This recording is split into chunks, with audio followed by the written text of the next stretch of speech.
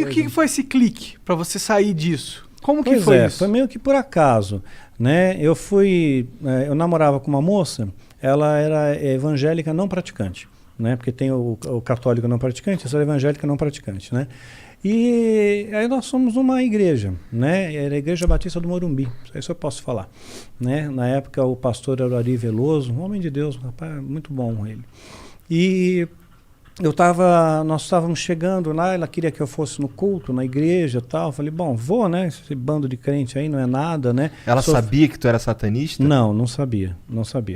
Né? Mas ela queria me converter ao cristianismo. Ela sabia que eu não era cristão. Ela queria me converter, porque ela era evangélica, né?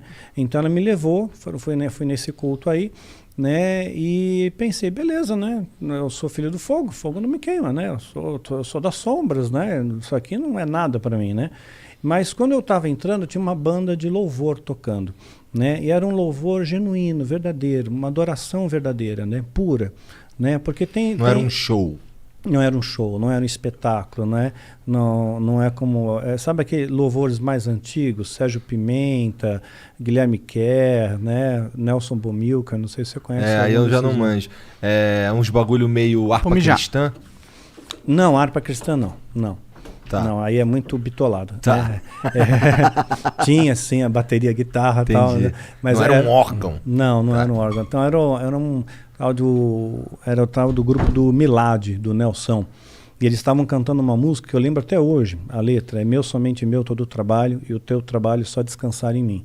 Naquele dia, aquela música, aquela canção, aquelas notas musicais me mandaram pro chão. Eu caí. Eu perdi os sentidos ali, somente se eu escutar o som daquela música. Hoje, essa música me mantém em pé. A letra dessa música me mantém em pé, né? Então, caí, perdi os sentidos. De repente, eu abro os olhos assim, tem um cara em cima de mim, urrando no meu ouvido: qual é seu nome? Qual é seu nome? Fala qual é seu nome. Porque as pessoas acham que você tem que saber o nome do demônio para expulsar o demônio, né? Mas não tem isso, né? Todo demônio se sujeita ao nome, que está sobre todo nome, que é o nome de Jesus, né? Então, eu falei meu nome e tudo, e levantei, né? E aquela moça, a família toda ficou toda estarrecida de ver aquilo, né? Falaram que foi uma cena horrível e tudo mais. Eu não vi, né? Mas só as pessoas que... Tu só apagou? Apaguei, né? E não vi o que aconteceu. Aí aquela menina ficou preocupada, falou assim, poxa, eu vou marcar um encontro com ele como pastor, né? Um pastor, nós demos o nome do Brint no livro Filho do Fogo, mas o nome verdadeiro é Luiz Augusto Zitt, né? E um homem de Deus, um pastorzão mesmo, coração puro, então um homem de Deus. Aí peguei, ela marcou encontro com ele. E aí eu peguei e falei, tá, eu vou fazer um feitiço contra ele, vou fazer ele ficar doente. O lance de tu cair na igreja lá, perder o sentido, ter um cara ali falando contigo ali, isso não te desmotivou de forma nenhuma? Não me desmotivou, não. Fiquei indignado com aquilo. Eu queria entender o porquê. Eu perguntei lá no satanismo, para o sumo sacerdote. Eles falavam que eu não estava pronto para entrar ainda numa igreja. Naquele momento, aquele grupo tinha, digamos, o que a gente pode chamar de unção. Né? Aquele grupo tinha. Então, essa unção, ela realmente repudia. Você não tem poder contra isso, né? Não tem poder contra esse poder. Então, então, todos os feitiços que tu lançava nas lideranças religiosas, os que pegavam era porque os caras eram meio esquisito mesmo. Era meio esquisito. A maioria pegava. 99,9% pegava, né? Então, porque sempre tinha uma coisa por trás, né? Sempre tinha uma coisa de bastidor.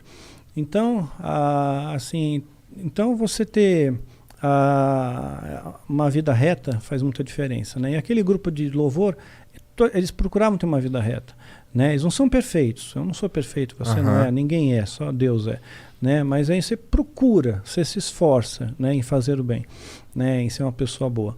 Então, caí com aquelas notas musicais e marcou um encontro com o pastor. Eu peguei e fiz um feitiço contra ele. Fiz sozinho, né? Chamei o Abraxas e tal, né? Falei, vai lá, causa uma doença nele. Tu chamou o Abraxas nesse dia? Chamei o Abraxas, né? Falei, invoquei ele para causar uma doença nele, uma doença que incapacite dele chegar no encontro, sabe? Não importa o que seja, ele pode ter uma dor de cabeça, sabe? Mas ele não pode chegar no encontro, né? E eu fui ao encontro e ele não foi. Eu esperei umas 2 horas, ele não foi embora. Aí no outro dia eu estou na empresa que eu trabalhava, o presidente satanista, né? Tocou o telefone para mim, né? A secretária passou e era a secretária da igreja e falou, olha, o pastor não pôde ir ao encontro, né? Eu pensei comigo, puxa, não veio ao encontro porque se lascou, né? Eu fiz um negócio aqui. Pois é. Aí ela falou assim, não, sabe o que é? O filho dele sofreu um acidente, né? Que fraturou a perna, tal, né? Mas não foi nada grave, tal. Foi uma brincadeira de criança, tal, acidente doméstico.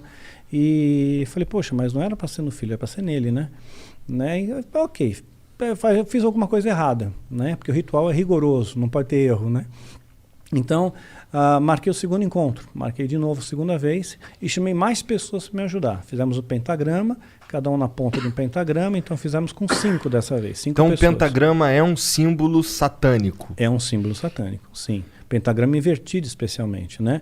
Porque vai encaixar dentro dele exatamente a figura do bode, né? E o bode na Bíblia é o bode de Levítico, né? Um era solto, né, no deserto, né? E o outro era sacrificado. Então, o satanismo, eles interpretam que aquele bode que está lá no centro é o que foi solto, é o que te dá liberdade, né? E há 5 pontos, 5 continentes, né? Onde ele tem o poder e tudo mais, ele faz e acontece, né? Então, tem todo um simbolismo em torno disso, né? Aí, peguei, na ponta do pentagrama foi feito o encantamento, né? Inclusive tem encantamentos feitos com a estrela de Davi também, né? Que é o hexagrama, tem encantamento com o hexagrama também. É um triângulo para cima e um triângulo para baixo. Exato. Tem também, dependendo do tipo de ritual, também usa. Mas a estrela de Davi não é um símbolo sagrado, não é? Não tem nada na Bíblia que fala sobre isso. É um símbolo antiquíssimo. Você vai encontrar entre os bizantinos, vai encontrar entre os persas. É antiquíssimo, sabe? É um símbolo esotérico. E a maçonaria, cara? A maçonaria... Não, peraí, que ele tava no feitiço que ele lançou no cara. No pastor, é. Então, aí o primeiro deu na criança. O segundo chamei esse pentagrama, em cada ponta do pentagrama, lançamos o feitiço, né? Esse feitiço foi um pouco mais forte, né? Nós fizemos para causar um dano maior, né? Então, assim, um acidente severo com ele. Mas nesse feitiço aí ainda invoca alguém? Invoca mais de uma entidade. Invocado 2 entidades. Aí foi o Abraxas. Foi o Abraxas e o Azazel. Azazel. Esse é de qual? Esse daí qual que é o... Porque assim, qual é a pegada dele? Qual que é a pegada do Azazel? O Abraxas domina São Paulo, estado de São Paulo. Sim. E o Azazel? O Azazel é uma entidade que ele é, digamos, um especialista em causar acidentes, danos, estragos, né? Alguma coisa assim. É tipo um GPS satanista. Ó. Primeiro você escolhe a localidade, depois você escolhe um tipo de enfermo. É bem isso. Entendi. Então, o que acontece? Aí essas 2 entidades foram invocadas para lançar um feitiço. Lançamos o feitiço. Fui no encontro com o pastor. Passou 1 hora, passou 2 horas, o pastor não foi, fui embora. Pô, lascou, o pastor lascou. Só vou esperar o telefonema, né? No outro dia liga a secretária da igreja para mim de novo. Olha, o pastor não foi ao encontro. Falei, eu sei, né?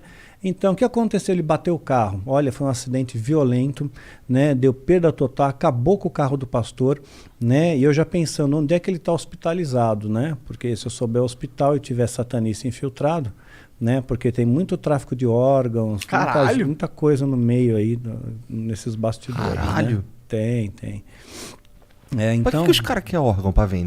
Pra vender, fazer ritual. Capitalizar. Também. Capitalizar. Entendi. Capitalizar. Daí agora, mas o pastor não se quebrou. Não, ele saiu inteiro. Porque 1000 cairão à direita. 10 mil à esquerda, você não vai ser atingido. E ele falou, mas aí o pastor não sofreu um arranhão, glória a Deus, né? Fiquei com tanta raiva daquela secretária, vontade de dizer para ela, me dá seu nome completo, data de nascimento, feitiço é para você agora. Voltando ao pastor, lançou o feitiço. Perda total no carro, o cara tá inteiro. Aí eu peguei e falei, não é possível, né? Aí falei com os sumos sacerdotes. E os sumos sacerdotes falaram, realmente, você é filho do fogo não queima, isso, aquilo, né? Mexeu com todo mundo. Nós vamos fazer um feitiço, vamos acabar com ele. Vamos oferecer 13 vidas pela vida dele. Eita! Caralho! Ou seja, se ele morresse, 13 vidas seriam ceifadas em ritual, né? Para pagar os demônios. Como se escolhe essas vidas? Olha, alguns se voluntariam, outros pais doam seus próprios filhos ou sequestro. A maior parte por sequestro. É o que eu te falei, pessoas desaparecidas. Muita gente desaparecida. Mas aí o cara... E aí, foi feito o ritual? Né? Aí foi feito o ritual, com sumos sacerdotes, né? Aí esse ritual não posso entrar em detalhes, esse aí é bem mais pesado, né? Foi feito o ritual e eu tive certeza plena, né? Que realmente aquele homem, ele ia morrer. Mas materializou uns caras? Materializou. Quantos dessa vez? Materializou 9. Caralho! 9. Bem no 9. É 9, né? 9. Nossa. Abraxas, Azazel, Astarote. Astarote, Asmodeu, Leviatã, Abaddon. Ih, o Abaddon põe o escudo em mim. Já estou em Abaddon. É que Abaddon tem um herói no Dota, que é um jogo que a gente joga. Ah, sim. O nome dele é Abaddon. Ah, tá. E ele é meio demoníaco. Esses nomes são famosos. Ele é o Death Knight. Eles vão parar na mídia mainstream, vira e mexe. Azazel, já vi vários filmes. Nos filmes ele aparece como o Anjo da Morte. Tem o Astarote também, já ouvi falar. Sim. Já ouvi falar de vários. Mas aí, fez o ritual, o que rolou depois? Fez o ritual, então, eu tinha certeza que aí o homem ia morrer. Falei, porque o ritual já era para matar ele. Né? Então, ok, né? Se é para matar, que morra logo, né?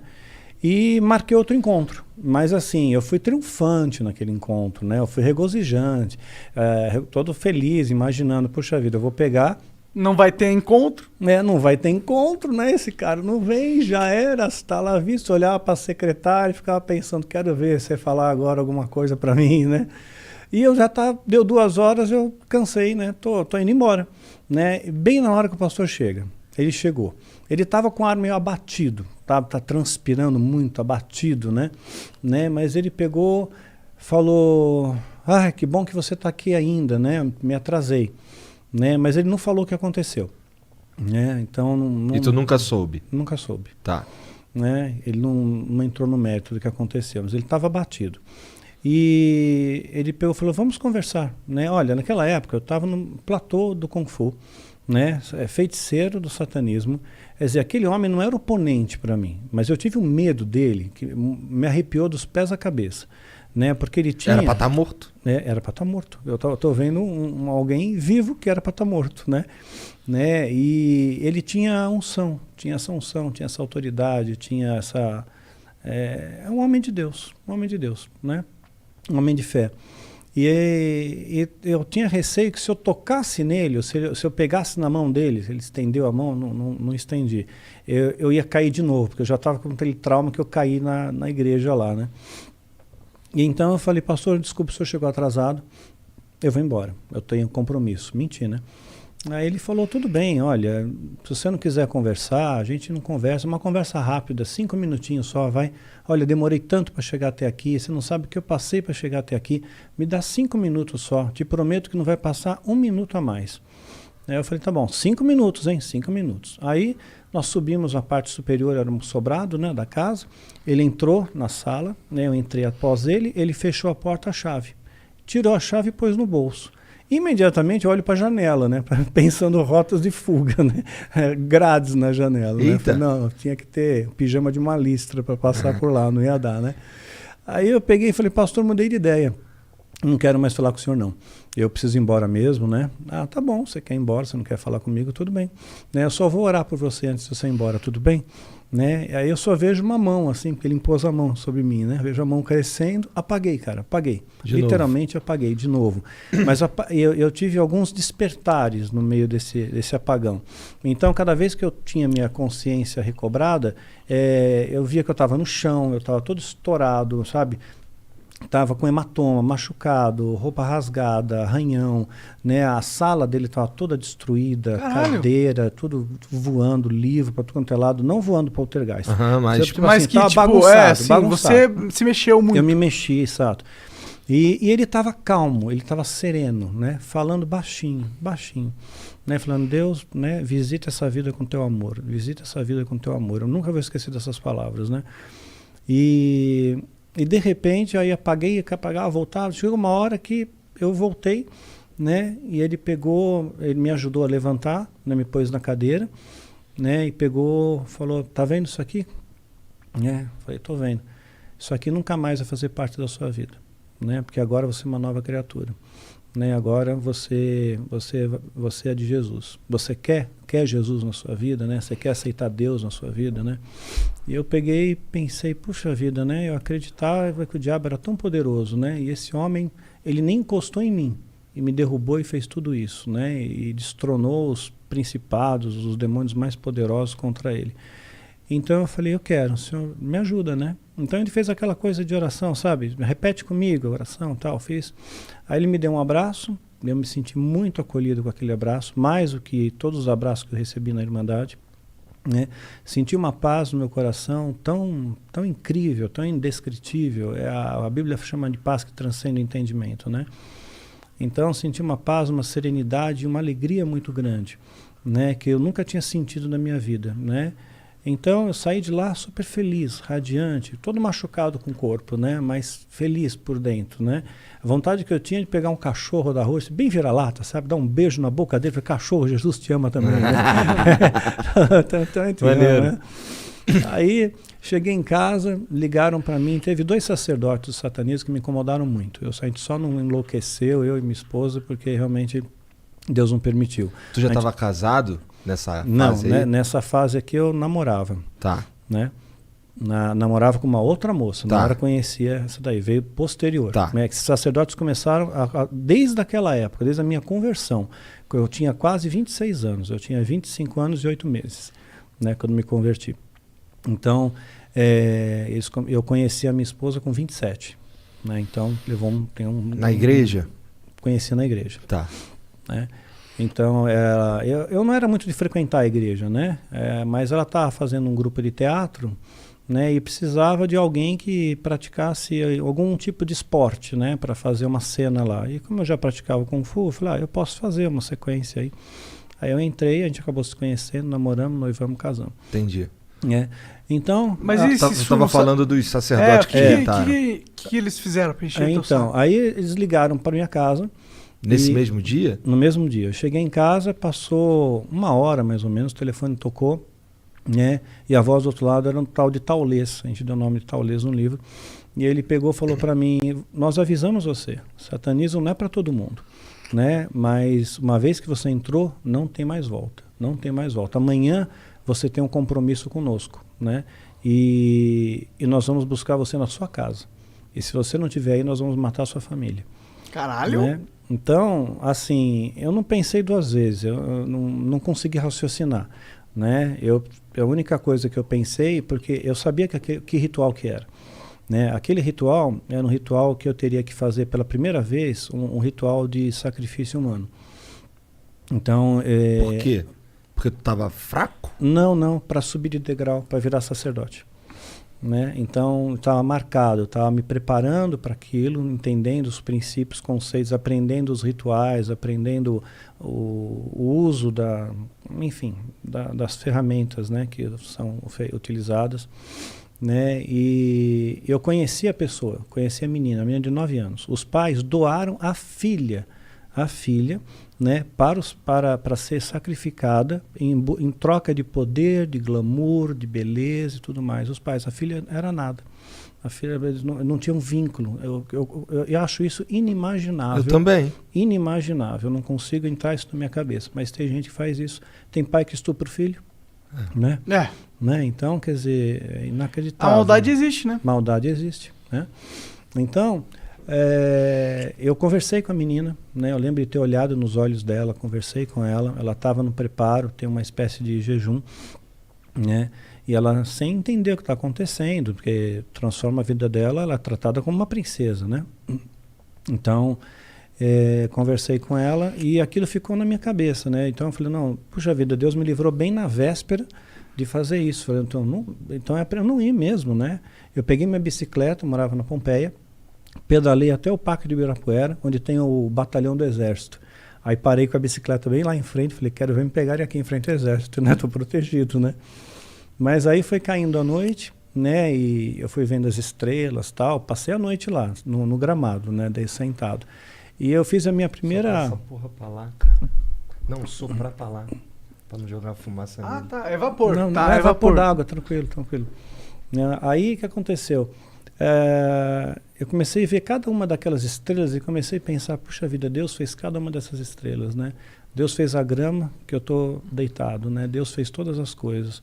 Deus vai me proteger. Aí eu fiz a minha primeira oração sozinho, não sabia orar, né? Eu falei, Senhor, você lembra de mim? Olha, eu sou o Marcelo. Marcelo que se converteu ontem. Lembra lá na casa no Cusite, né? Olha, eu moro na rua tal, número tal, RG, CPF, grupo sanguíneo, né?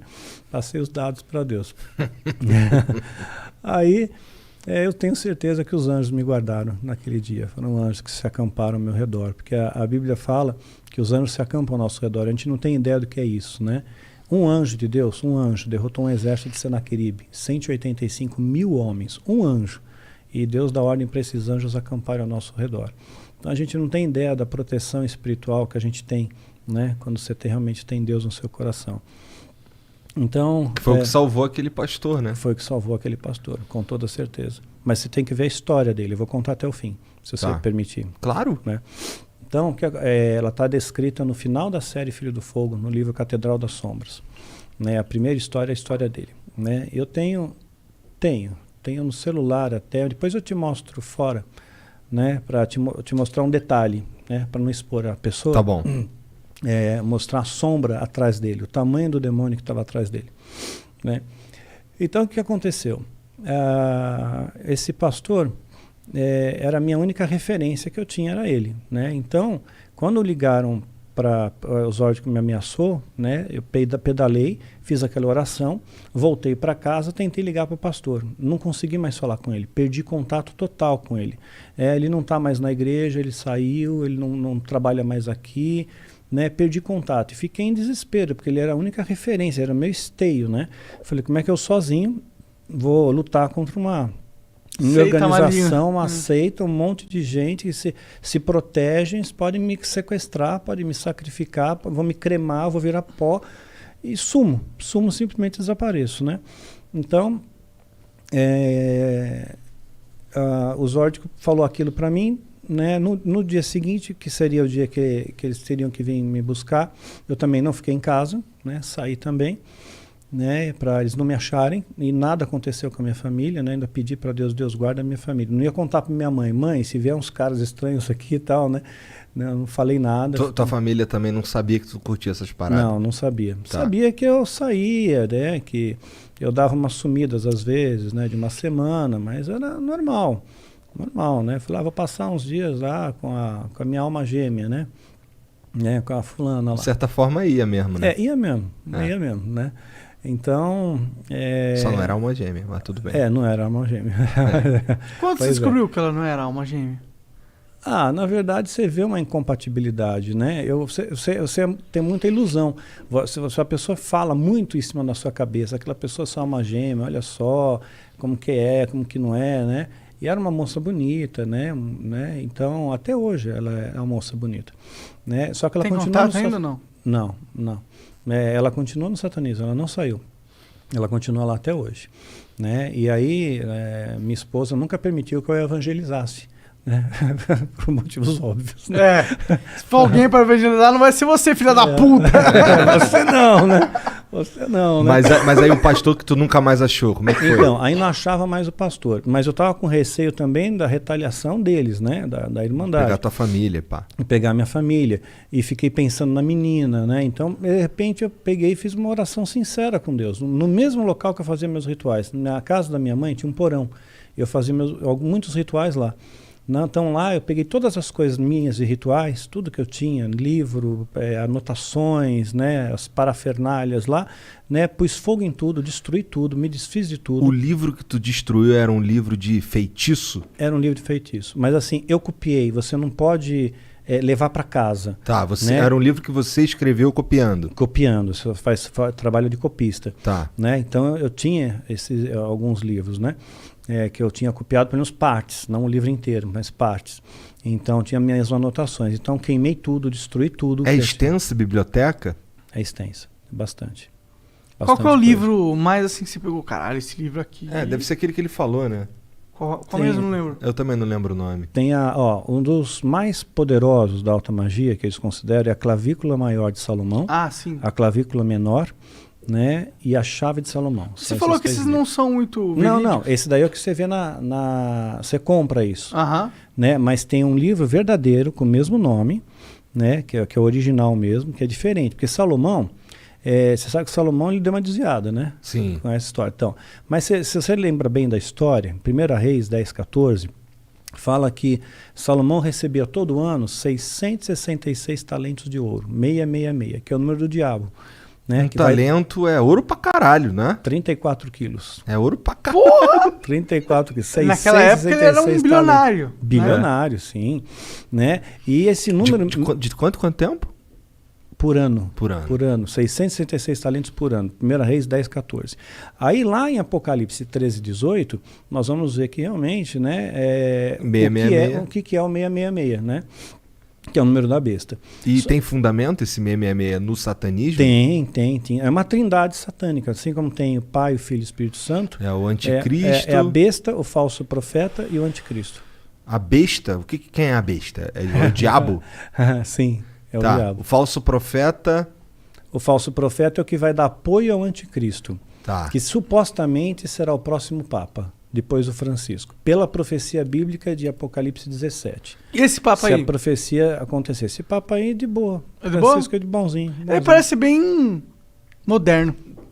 Ele é de boa. Eu gosto dele. Ele me parece uma pessoa super simpática, bonzinho, né? Então, assim, aí depois dele, né? O próximo Papa vai ser aquele que vai dar o apoio ao anticristo, né? Pela profecia bíblica de Apocalipse 17, que fala do 8º rei, né? Então, assim, como o Vaticano se transformou teve poder de Estado, né?